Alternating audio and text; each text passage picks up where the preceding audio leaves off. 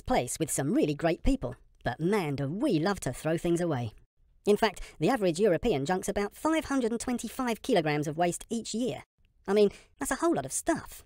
And much of it really is stuff as opposed to waste. Useful stuff, worth money. All in all, it's just a waste of waste, isn't it? It's pretty hard on your back too. So, what can you do about it? Stay tuned.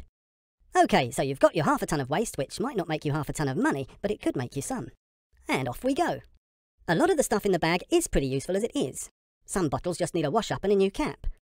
And old clothes and furniture come back into fashion before you know it. Some of it might need a bit of repair, but hey, that's job creation right there. Can't be a bad thing, can it? That's it, we're talking reuse.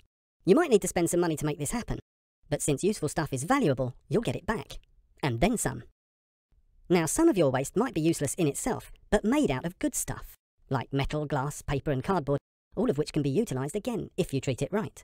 And in fact, some of the really weird stuff used in electronic gadgets is so scarce that we actually need to use it again, if we don't want to run out.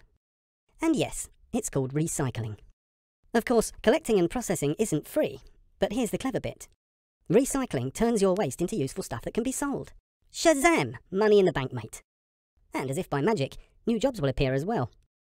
So, how's your back then? Better, eh? Looking good. Okay, let's go.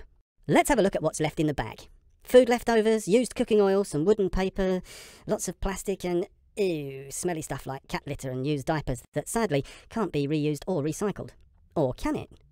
Actually, it can. If you burn it to generate power and heat buildings, and collect the biogas to use as fuel, it might not smell of roses, but hey, this is useful stuff. Of course, you need to make some initial investments, but in the long run, burning waste is definitely a whole lot cheaper than burning oil or coal. Same with greenhouse gas emissions. No contest, really. And then there's job creation again.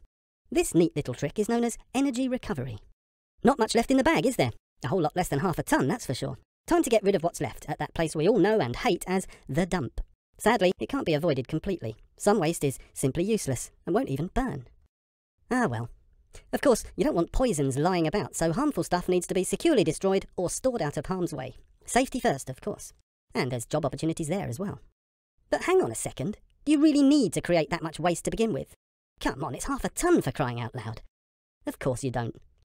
We could all begin by actually eating the food we produce. Today, half of it goes into the bin somewhere along the line.